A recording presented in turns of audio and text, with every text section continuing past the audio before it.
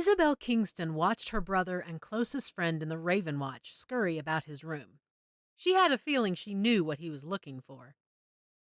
"It was right here. Ah," he said as he picked up a small container, streaks of blood residue coating the inside of it. "How many times have you misplaced that flask, Fennorian?" Isabel said with a grin. "More times than I care to count." He set the empty bottle on his dresser. As he did so, his face turned solemn for a moment as his pale fingers lingered on the glass. "Fennorian, are you all right?" The young Altmer sighed deeply and then nodded. "I'm fine. Just old memories that haven't faded yet." Isabel sighed. If she could kill Zingalis a second or third time, she'd do so, happily and with relish. The experiments the vampire alchemist conducted on Fennorian were horrific. Zingalis almost killed him, but she and Lyris arrived just in time. Good thing, too.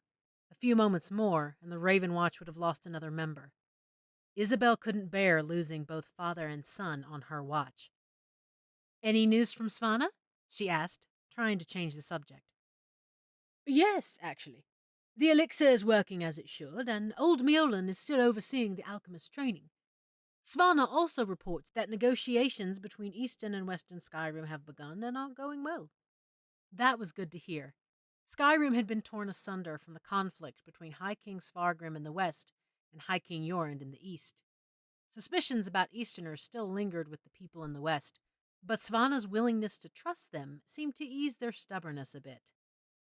Svanna had welcomed Jorund and his entourage into the city and accepted their help to rebuild Solitude and source materials for the Harrowstorm elixir.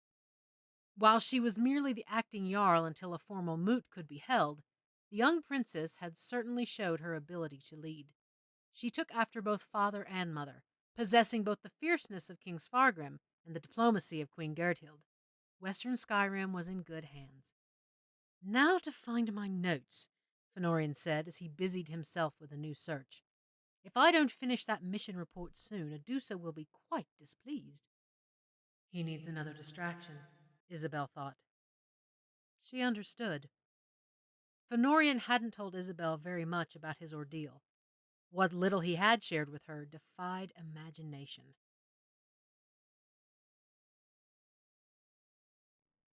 Thank you so much for listening. I hope you enjoyed this short excerpt. If you'd like to read the rest of the story, you can find it on my story blog.